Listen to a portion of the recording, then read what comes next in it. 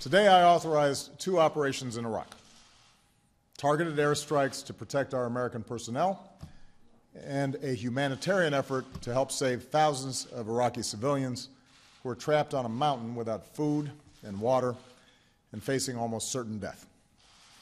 Let me explain the actions we're taking and why. First, I said in June, as the terrorist group ISIL began an advance across Iraq, that the United States would be prepared to take targeted military action in Iraq if and when we determined that the situation required it. In recent days, these terrorists have continued to move across Iraq and have neared the city of Erbil, where American diplomats and civilians serve at our consulate and American military personnel advise Iraqi forces. To stop the advance on Erbil, I've directed our military to take targeted strikes against ISIL terrorist convoys should they move toward the city. We intend to stay vigilant and take action if these terrorist forces threaten our personnel or facilities anywhere in Iraq, including our consulate in Erbil and our embassy in Baghdad. We're also providing urgent assistance to Iraqi government and Kurdish forces so they can more effectively wage the fight against ISIL. Second, at the request of the Iraqi government, we've begun operations to help save Iraqi civilians stranded on the mountain. As ISIL has marched across Iraq, it has waged a ruthless campaign against innocent Iraqis, and these terrorists have been especially barbaric towards religious minorities, including Christian and Yazidis, a small and ancient religious sect.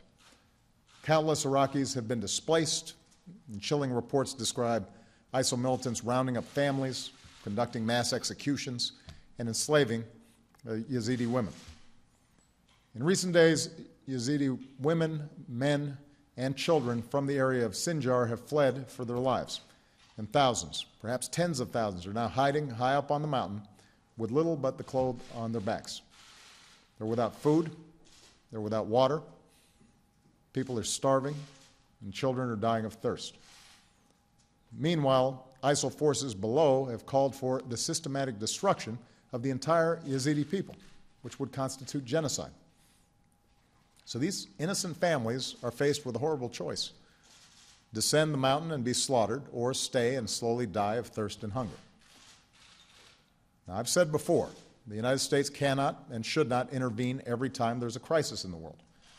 So let me be clear about why we must act and act now. When we face a situation like we do on that mountain, with innocent people facing the prospect of violence on a horrific scale, when we have a mandate to help, in this case a request from the Iraqi government, and when we have the unique capabilities to help avert a massacre, then I believe the United States of America cannot turn a blind eye. We can act carefully and responsibly to prevent a potential act of genocide. That's what we're doing on that mountain. I've therefore authorized targeted airstrikes, if necessary, to help forces in Iraq as they fight to break the siege of Mount Sinjar and protect the civilians trapped there. Already, American aircraft have begun conducting humanitarian airdrops of food and water to help these desperate men, women, and children survive. Earlier this week, one Iraqi in the area cried to the world, "There is no one coming to help." Well, today America is coming to help. We're also consulting with other countries and the United Nations who have called for action to address this humanitarian crisis. I know that many of you are rightly concerned about any American military action in Iraq, even limited strikes like these. I understand that. I ran for this office in part to end our war in Iraq and welcome our troops home, and that's what we've done. As Commander-in-Chief, I will not allow the United States to be dragged into fighting another war in Iraq. And so even as we support Iraqis as they take the fight to these terrorists, American combat troops will not be returning to fight in Iraq, because there is no American military solution to the larger crisis in Iraq. The only lasting solution is reconciliation among Iraqi communities and stronger Iraqi security forces. However, we can and should support moderate forces who can bring stability to Iraq. So even as we carry out these 2 missions, we will continue to pursue a broader strategy that empowers Iraqis to confront this crisis.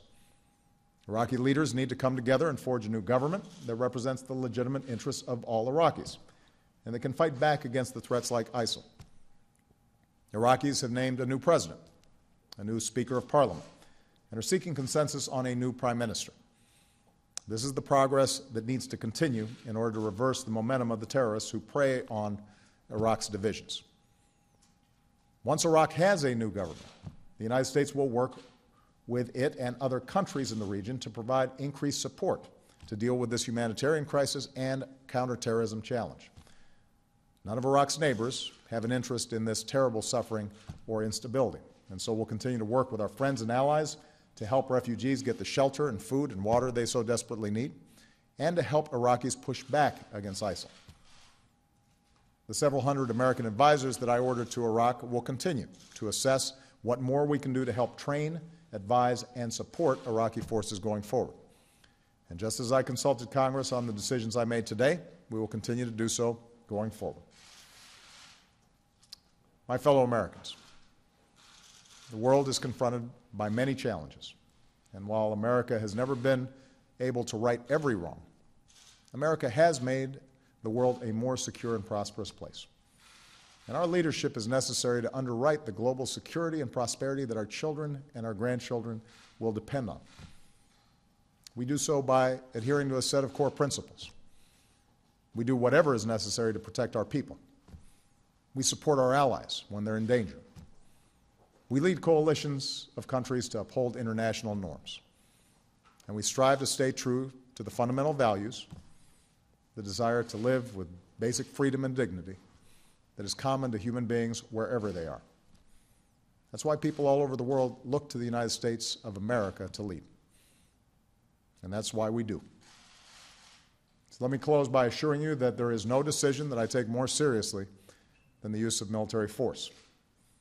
Over the last several years, we have brought the vast majority of our troops home from Iraq and Afghanistan, and I have been careful to resist calls to turn time and again to our military, because America has other tools in our arsenal than our military. We can also lead with the power of our diplomacy, our economy, and our ideals. But when the lives of American citizens are at risk, we will take action. That's my responsibility as Commander-in-Chief. And when many thousands of innocent civilians are faced with the danger of being wiped out, and we have the capacity to do something about it, we will take action. That is our responsibility as Americans. That's a hallmark of American leadership. That's who we are. So tonight we give thanks to our men and women in uniform, especially our brave pilots and crews over Iraq, who are protecting our fellow Americans and saving the lives of so many men, women, and children that they will never meet. They represent American leadership at its best. As a nation, we should be proud of them and of our country's enduring commitment to uphold our own security and the dignity of our fellow human beings. God bless our armed forces, and God bless the United States of America.